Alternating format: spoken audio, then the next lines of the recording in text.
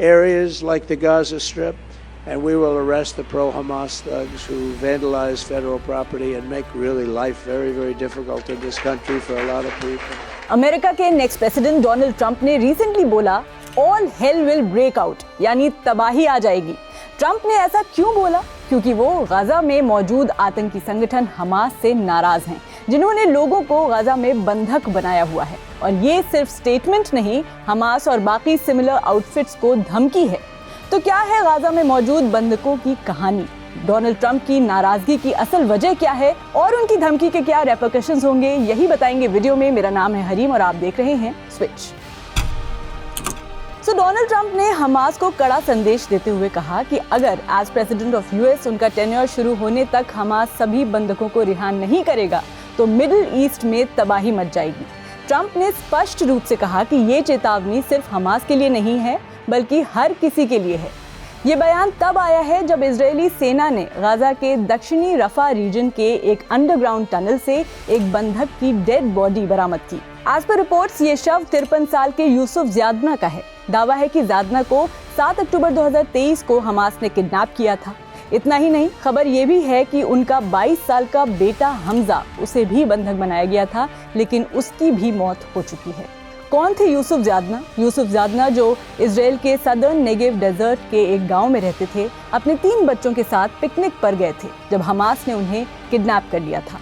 उनकी बेटी आयशा और बेटे बिलाल को नवंबर 2024 में एक सीज फायर के दौरान रिहा कर दिया गया था, लेकिन यूसुफ और हमजा अब कभी नहीं लौटेंगे। इस खबर के बाद इजराइल के पीएम बेंजामिन नेतन्याहू ने ज़ियादना परिवार के लिए संवेदना व्यक्त करते हुए कहा कि हमने चारों फैमिली मेंबर्स की सुरक्षित वापसी के लिए हर संभव कोशिश की।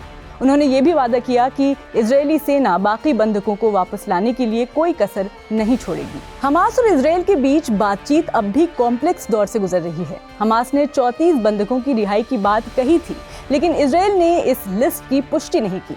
हमास की इस घोषणा को इजरायली सरकार पर दबाव बनाने की रणनीति माना जा रहा है। वहीं अमेरिकी विदेश मंत्री एंटनी ब्लिंकन ने कहा कि अमेरिका कतर और मिस्र के मीडिएटर्स की मदद से एक नए सीज फायर और बंधकों की रिहाई के समझौते के काफी करीब है, लेकिन ये प्रक्रिया बेहद कठिन साबित हो रही है। तो यहाँ ये भी समझ लेते हैं कि ट्रंप की इस चेतावनी का महत्व क्या है। ट्रंप के बयान ने बंधकों की रिहाई के लिए चल रही बातचीत को और गंभीर बना दिया है। उनके मिडिल ईस्ट के विशेष दूत स्टीवन विटकॉफ ने कहा कि बातचीत में काफी प्रगति हुई है और उन्हें उम्मीद है कि ये जल्द ही सफल होगी।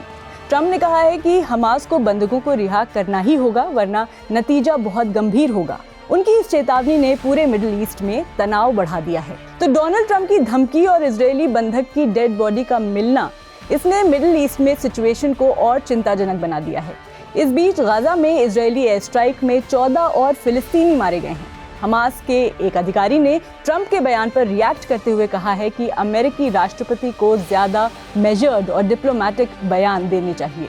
दोनों ही साइड्स एक दूसरे पर बातचीत में रुकावट डालने का आरोप लगा रहे हैं। इस सब ने बंधकों की रिहाई के मुद्दे को और ज्यादा तूल दे दी है। जैसे जैसे 20 जनवरी 2025 यानी ट्रंप के कार्यकाल की शुरुआत की तारीख नजदीक आ रही है, मिडिल ईस्ट में हालात और तनावपूर्ण हो रहे हैं। ये देखना होगा क्या दोनों पक्ष बातचीत के जरिए इस गंभीर संकट का सलूशन निकाल पाएंगे। For latest updates keep watching switch.